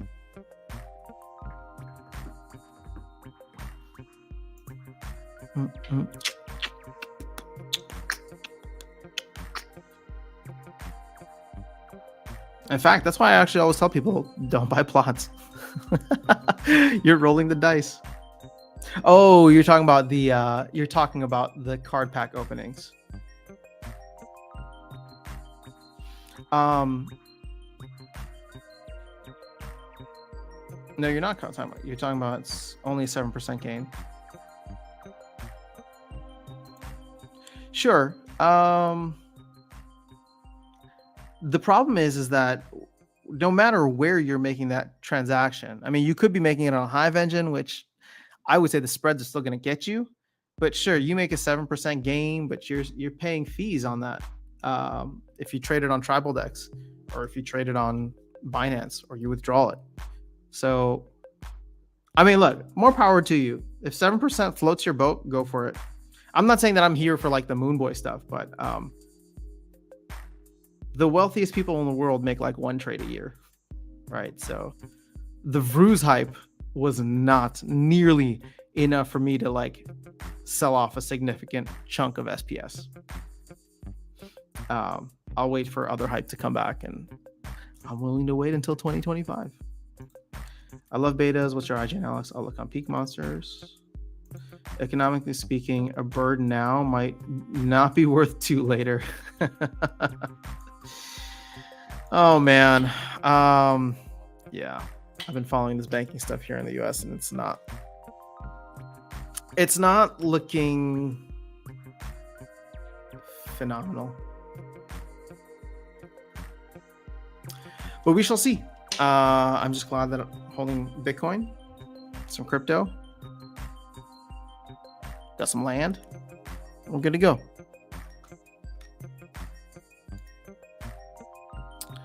All right. So we are at the hour and a half mark. Damn, everyone, just tuning in. You always start an hour too early for me. Sorry, I've actually think I've been starting consistently at 9:30 my time lately. I don't think that anything's been pushed back. Now, next week, next Tuesday, especially if we're going to do the land claim together, then I'll want to make sure that I stream either long enough or I start a little bit later so that I can stream during whenever maintenance is over. So we may start at 9:30 next week, 9:30 my time, which is the same time we started today, about an hour and a half ago. Or we may start an hour later, just so that I can get more things done in the morning and then have that extra hour or so once maintenance is done. But like I said, I mean, we'll see if we can get enough people for this group claim. If you're interested, I guess I can post the Discord link. There's going to be a channel in there. If you're interested in jumping in on the group survey, don't send me anything. Not yet. We'll figure it out there.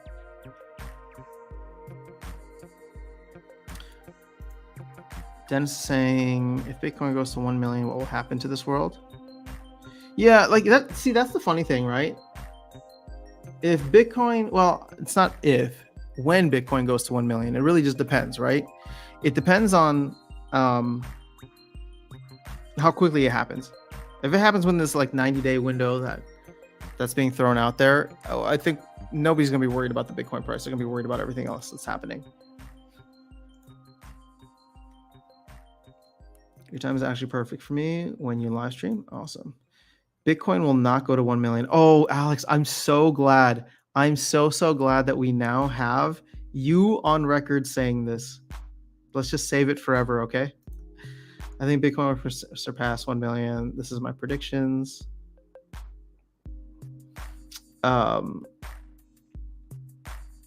Yeah, I mean, again, I don't know what the time scale for that is, but everybody's printing money again. And if it does, the government's going to... Bitcoin needs more freedom. Yeah, I'm surprised we're not sending more freedom around the world right now because nobody wants the US dollar anymore. Surprise, surprise. Let me know if you want some help with the documentation to keep track of the group claim. Thanks, Virus. Are you interested in joining in? Or are you just helping or offering to help? I'll probably put it on like a public... I'll have like a public spreadsheet that will share the link or like pin the link of in the Discord channel. So I'm just trying to get an idea if we can get 100 plots, because if we only get 99, then it won't be worth it because we're not going to get those minutes. Oh, I saw you already commented here. Oh, you awesome. All right, dude. Well, let's figure this out. I mean, you're already bringing a good chunk of it. All right. So anyone know what's happening during this maintenance now that they're pushing the claim back to next week? Surveying is going on the MAV test server. I had notes here somewhere. Let me see if I can get them for you. From yesterday's town hall.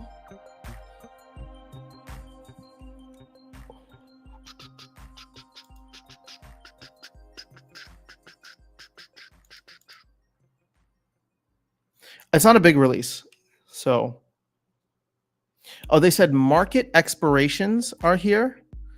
So cars that have been on the market for more than 30 days with no activity will now start to be removed. So if you have anything on there that was for rent that all of a sudden becomes not for rent, that's most likely the reason why. They're also adding in the new rule set. Are you not entertained? So we were calling it the conscript rule set a while ago, which is you're able to play a gladiator in a match, which is really cool. Actually, I'm excited about that. Collaborate. Oh, and then the cooldown period is going to be extended from 1 to 2 days. They announced that already. I made a separate video over the weekend. More tournament prizes are coming. I think packs, plots, and totems you can now list as tournament prizes. And you could list them before, but you'd have to manually send them afterwards. Now, similar to like SPS or DEC, you can submit them into an escrow account and they're automatically distributed, so you don't have to worry about it afterwards. I think those are the main things. So next week should be pretty big with land. So, I think having a smaller week now makes sense. So that to me signals, if I'm just looking, I know we got to wrap up here, but if the 4th is going to be land, we have 3 weekends in April, and I really hope that we can get the potential promo card sometime within those 3 weeks. I'm hoping we can get something guild related in those other 3 weeks. And maybe it's asking too much, but it'd be awesome if we could get like one aspect of land phase 1.5 in those couple of weeks. But yeah, okay, so Jason Jenkins, I don't think I've seen your name here on live stream before, so either welcome to the channel or welcome to the stream.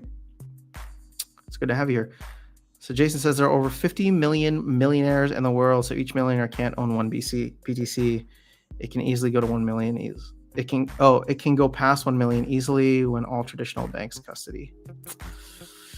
Well, I'm with you on that. I'm bullish long term on BTC. 10 plots. Okay, awesome, Virus. Yeah, we'll chat in the thing there. Maybe 1 million, but not in this current cycle and not in 90 days.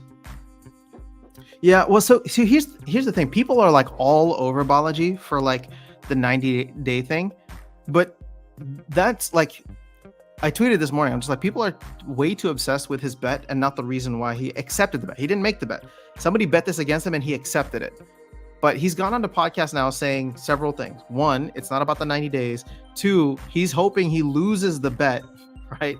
Because Bitcoin going to 1 million in 90 days would be catastrophic, or mean that catastrophic things were happening. But what he's trying to bring people's attention to, and the whole reason that, he got on this whole thing anyway, is because of the fact that because of the high interest rates, right? The raising of interest rates so aggressively over the past year, or in 2022, you have a lot of banks that are technically underwater now. And regulators and banks are not letting you know the risk. They're just falling like flies. And hopefully it's done. Like I said, I don't want it to get worse, but hopefully it's done. It's just at this point, the amount of credit, or I think it's like the BTFP program, the amount that is now available to banks is ridiculous, right? And somebody was saying that again, don't quote me on these numbers, but it's like if they wanted to ensure that all depositors, right? Because they're not going to bail out the banks. They're going to do it differently this time. But if they wanted to bail out the depositors, so therefore all depositors, like for the example, the ones at Silicon Valley Bank, where they said, we're going to bail you out, doesn't matter if it's FDIC insured or not, meaning that you're over the 250K. Somebody was looking at it and saying like, there's like 18 trillion in deposits. Like, what happens if we start to have to tap into that? We printed $2 trillion after the pandemic, and look at where inflation is now. So again, I'm not saying that we're going to print 18 trillion, but if you're going to make claims like we're going to back all depositors and then look at how much is actually deposited, just saying, I don't know. It's a tricky time.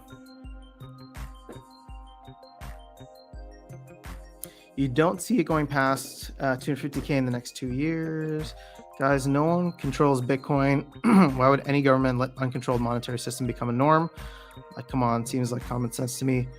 See, Alex, you just I don't know how to say it, and I want to be empathetic, but you don't understand why that's so important to not have a government or a corporation or any entity that controls it. For like thousands of years, many countries, civilizations, empires used a gold standard, and nobody controls gold either. Gold, with current technology in place, and now the way that they've been able to paperize gold in a sense, they can now control it. But gold also has many deficiencies, such as it's hard to transport, it's hard to, it's easy to seize, hard to transport, it's not easily divisible, and so that's why people look at Bitcoin as gold 2.0.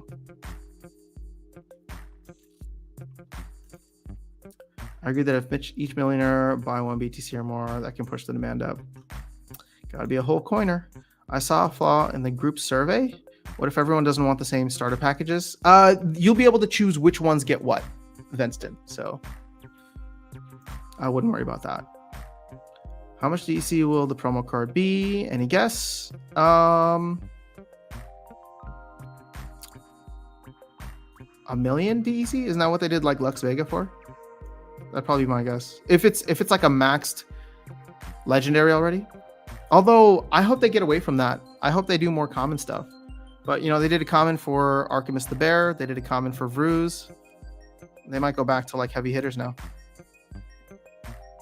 When is my birthday? Just asking for a friend. Mine is a while away. I'm not until October. Can you provide a URL to the interview? I would like to hear it. There's a couple.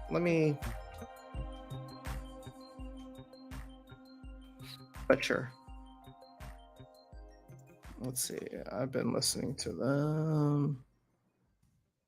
And then I do have to jump off, guys.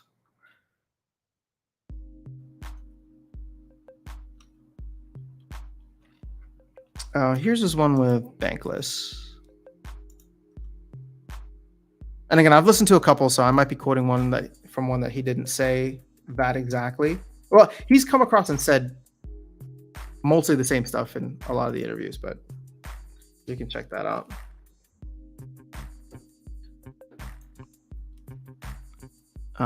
Even if Stella would be a Web 2 game, I would play it because it's fun compared to any other. Well, that's what we need. We need more fun stuff. You can manually pick up which plots. Yep. Okay, cool. Every night after 11 p.m. What are we talking about? I think BTC could surpass 1 million because after 2 years, we'll be in a bull run. I think eventually Bitcoin is going to eat every other asset class out there because it's literally the hardest. It's the hardest asset in the world, and nobody controls it. Therefore, nobody can make more. The other part of that is there's no end to the government printing. So it's like Bitcoin can go to 1 million, but that's because the dollar can go, can be printed indefinitely, which means like that's the whole thing. It's just like, okay, if Bitcoin goes to $1 million, and especially like right away, how much is $1 million worth? Because again, it's like a store of value, right? Sure, there's definitely upside to it compared to other things, but the dollar's been devalued so much since the 1970s when we went off the gold standard. You're not arguing my point. You're telling why I should be not why the government will allow it.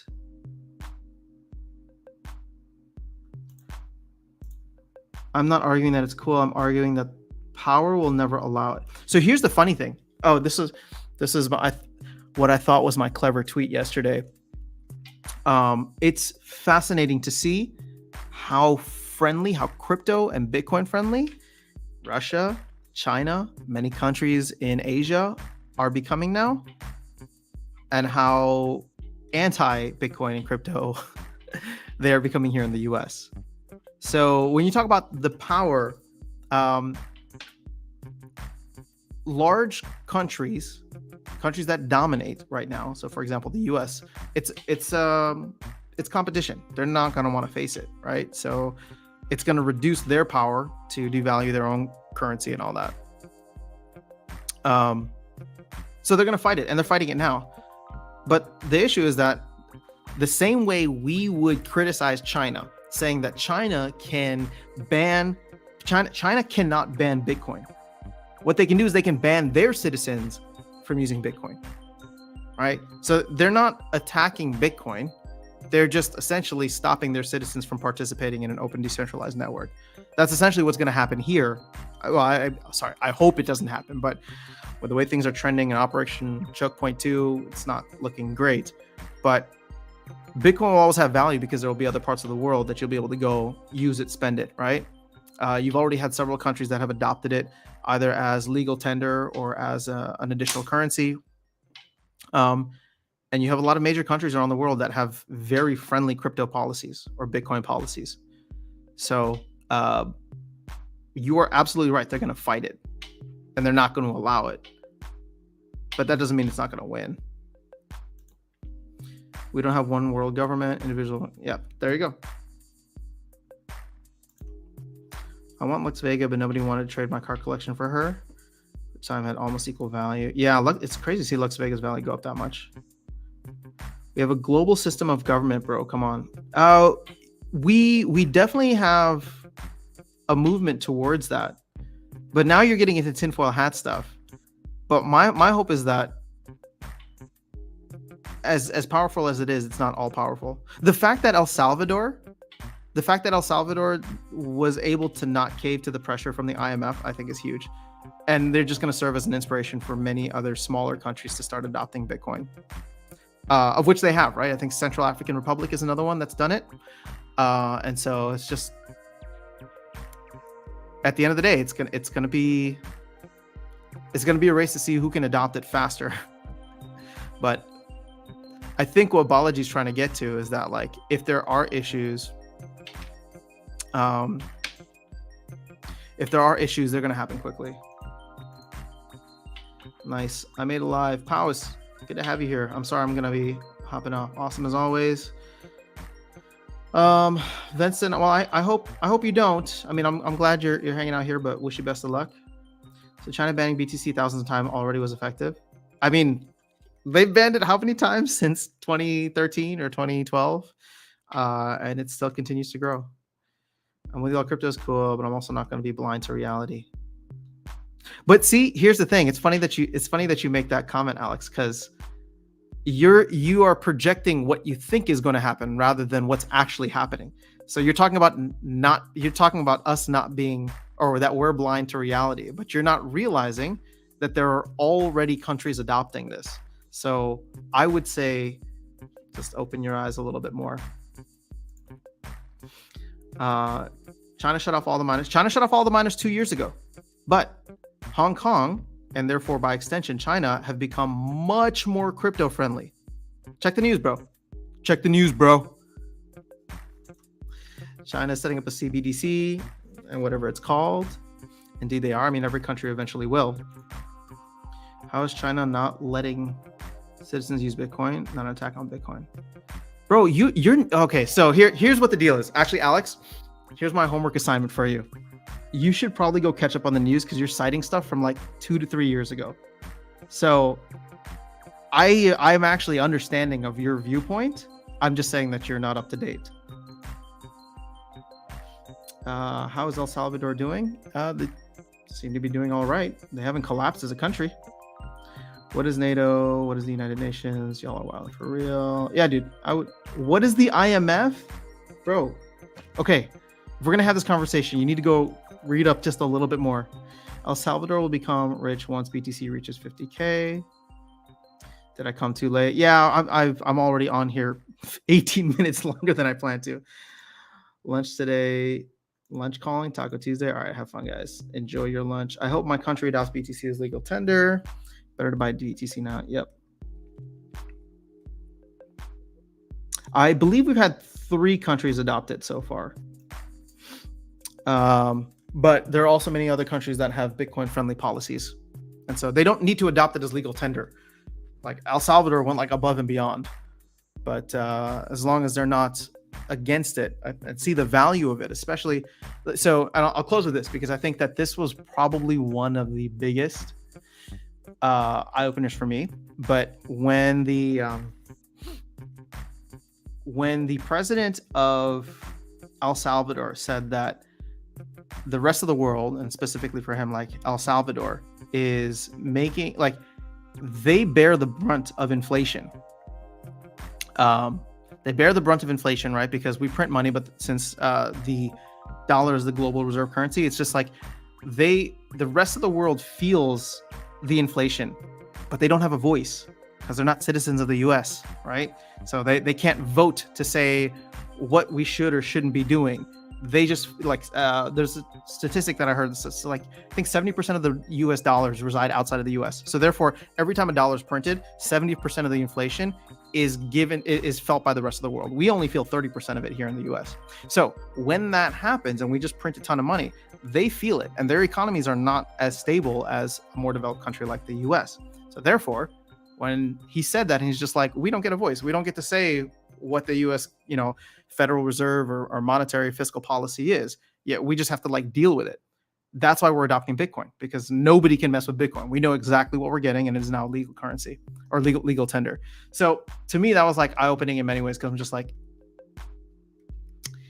it's only a matter of time before a lot of other people see that. And if the US is having a banking crisis, look at what was trending yesterday too. Alex, since I'm talking to you only. What is the conversation happening right now in the US or on major news networks? I think it was on CNN as well as Fox News. But they were talking yesterday about BRICS. And I hope you know what BRICS is. But if BRICS adopts something else and all of a sudden we lose our world reserve status, global reserve status, you don't have to print a ton of money. You can just give it less utility. Look at SPS. The US dollar is like SPS, right? SPS has some utility right now, but imagine if they removed utility from SPS. People didn't need it in order to go and participate in tournaments. People didn't need it to get more rewards or vouchers. People would dump it like crazy, right? So this is the scary part. If BRICS or any other, other group of countries with significant economies, which is why I'm naming BRICS, if they decide that they no longer want to trade oil or petrol in US dollars and they move to something else, it doesn't need to be Bitcoin, but if they move off of it, well, there goes the US dollar. I mean, I don't know. Bitcoin is not like crypto's taught me so much about money, so it's just interesting. Texas making moves to adopt BTC2. Yeah, Texas and Florida. I think Wyoming. Icy flow. Fortunately, if there's a global recession, the companies selling their assets stay alive. Don't know crypto sell off. I think crypto will still hold its value. I think the fact that there was a whiff of a banking crisis and people exited to Bitcoin. Bitcoin pumped. That to me is like what Bitcoin is meant for. Like, sure, we can talk about like, oh, is inflation hedge, blah, blah, all that, but it really is an exit from the system. What are the other two that adopted legal tender? Central African Republic, and I can't remember the third one, but I've heard that there are three. And Alex is going to say, I'm pretty sure it's two African countries, which, again, you're calling out third world and African countries, but you have to realize that these are the countries that are feeling the inflation effects the most. And so it's only going to start rolling up from there, right? Like there's a reason that a lot of other more developed countries are being like, dude, what the hell? What the hell's going on in the US right now? Still a rolling ball. Once exported, American dollars start repatriating. Yeah, that's what I worry about too. It's not BRICS. I'm talking about BRICS. I know what OPEC is, but while OPEC is powerful, they are still not the only ones that produce oil. Look at Russia. Russia's not part of OPEC. Okay, guys, I really do got to go. This has been a fascinating conversation. Gathering the magic. This is a great point we can end on. BRICS has a growing majority of global trade on their side. They will make the rules. So we will continue this hopefully on Thursday. It's been super fun. You know me, I always love hanging out. Let me know any land stuff. And if anybody wants to jump into a group land claim, let me know. I'm going to post the Discord link one more time. There's a specific channel in there for land claim stuff. So just come in, say hi, and then we'll start figuring that out. Again, you don't have to, but if we get 100 plots, that'd be cool. If not, no worries. But that is all I have. Have an amazing rest of your day, guys. I'll catch you all soon. See you around. Peace.